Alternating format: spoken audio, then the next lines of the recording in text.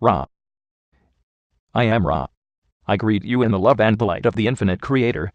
We communicate now. Questioner. I have a couple of questions that I don't want to forget to ask in this period, so I will ask them first. The first question is, would the future content of this book be affected in any way if the instrument reads the material that we have already obtained? Ra. I am Ra. The future, as you measure in time-space. Communications which we offer through this instrument have no connection with the instrument's mind complex. This is due to two things. First, the fidelity of the instrument in dedicating its will to the service of the infinite Creator. Secondly, the distortion understanding of our social memory complex, that the most efficient way to communicate material with as little distortion as possible, given the necessity of the use of sound vibration complexes, is to remove the conscious mind complex from the spirit mind body complex so that we may communicate without reference to any instrument orientation. Questioner. Has a little appendage to this. Do you use your vocabulary, or the instrument's vocabulary, to communicate with us? Ra. I am Ra. We use the vocabulary of the language with which you are familiar. This is not the instrument's vocabulary. However, this particular mind-body-spirit complex retains the use of a sufficiently large number of sound vibration complexes that the distinction is often without any importance. Questioner. And Rejapuha Rich will be visiting later this month. Can't he read the unpublished healing material? Ra. I am Ra. The entity of whom you speak has a knowledge of this material in its conscious memory in somewhat altered form.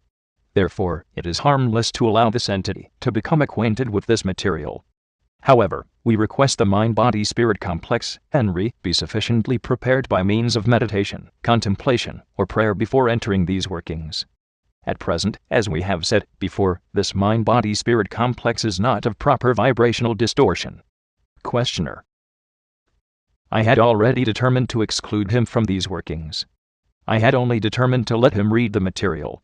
The only other thing is that I have noticed within the material, as it exists now, there is a certain statement which will allow him to understand who I believe Spectra really was. It seems my duty to remove this from his knowledge, to preserve the same free will that you attempted to preserve by not defining the origin of Spectra, his contact in Israel. Am I correct? Ra. I am Ra. This is a matter for your discretion. Questioner. That's what I thought you'd say. Now we'll get back to the business at hand, doing the book.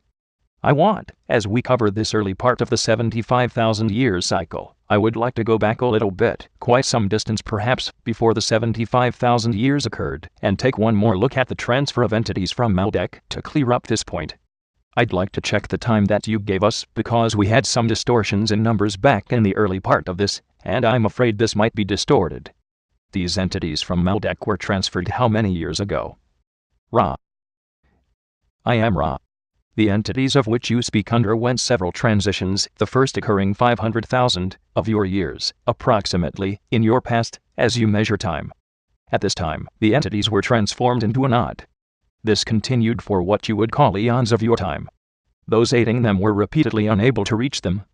At a period approximately 200,000 years in your past, as you measure time, a Confederation entity was able to begin to relax this knot from which none had escaped during planetary annihilation. These entities then were transformed again into the inner time-space dimensions, and underwent a lengthy process of healing. When this was accomplished, these entities were then able to determine the appropriate movement, shall we say, in order to set up conditions for alleviation of the consequences of their actions. At time 46,000 of your years in your past, as you measure time, this being approximate, these entities chose incarnation within the planetary sphere. Questioner. I see. Then no incarnation occurred before this master's 75,000-year cycle of Maldek entities. Correct? Ra. I am Ra. This is correct in the sense of incarnation in third density time-space. Questioner.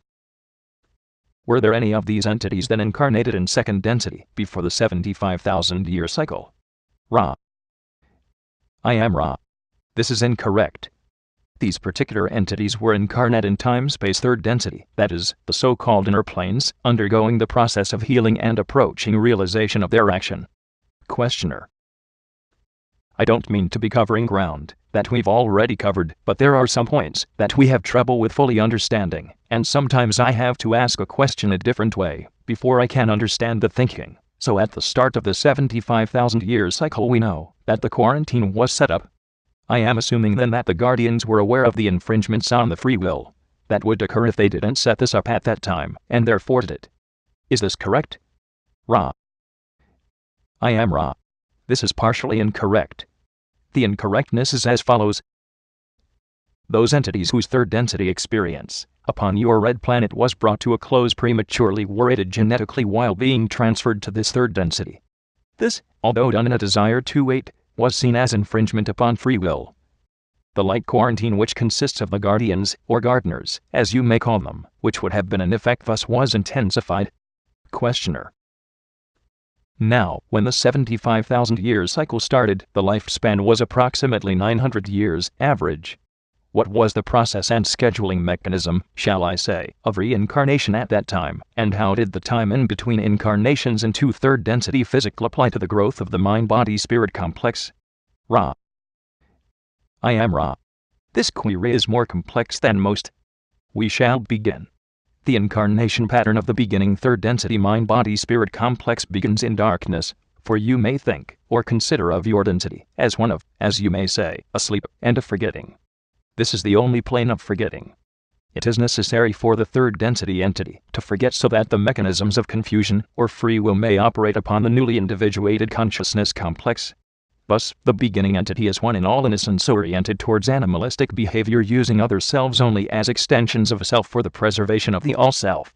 The entity becomes slowly aware that it has needs, shall we say, that are not animalistic, that is, that are useless for survival. These needs include the need for companionship, the need for laughter, the need for beauty, the need to know the universe about it. These are the beginning needs. As the incarnations begin to accumulate, further needs are discovered. The need to trade, the need to love, the need to be loved, the need to elevate animalistic behaviors to a more universal perspective. During the first portion of third density cycles, incarnations are automatic and occur rapidly upon the cessation of energy complex of the physical vehicle. There is small need to review or to heal the experiences of the incarnation. As, what you would call, the energy centers begin to be activated to a higher extent, more of the content of experience during incarnation deals with the lessons of love. Thus the time, as you may understand it, between incarnations is lengthened to give appropriate attention to the review and the healing of experiences of the previous incarnation. At some point in third density, the green ray energy center becomes activated, and at that point incarnation ceases to be automatic. Questioner. When incarnation ceases to become automatic, I am assuming that the entity can decide when he needs to incarnate for the benefit of his own learning. Does he also select his parents? Ra. I am Ra. This is correct. Questioner. At this time in our cycle, near the end, what percentage of the people, entities incarnating, are making their own choices? Ra. I am Ra. The approximate percentage is 54%. Questioner. Thank you. During this first 25,000-year cycle, was there any industrial development at all? Was there any machinery available during this period to the people? Ra. I am Ra. Using the term machine to the meaning which you ascribe, the answer is no. However, there were, shall we say, various implements of wood and rock which were used in order to obtain food, and for use in aggression. Questioner. At the end of this first 25,000-year cycle, then, was there any physical change that occurred rapidly like that which occurs at a 75,000-year cycle, or is this just an indexing time for harvesting period?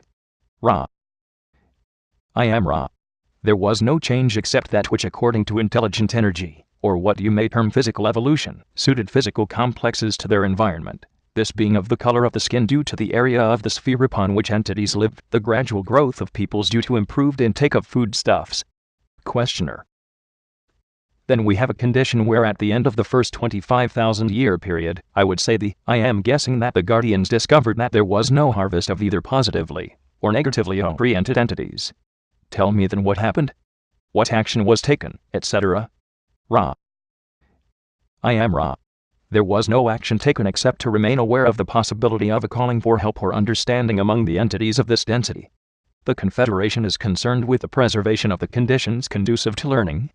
This for the most part revolves about the primal distortion of free will. Questioner. Then the Confederation gardeners did nothing, I'm assuming, until some of the plants in their garden, shall I say, called them for help? Is this correct? Ra. I am Ra. This is correct.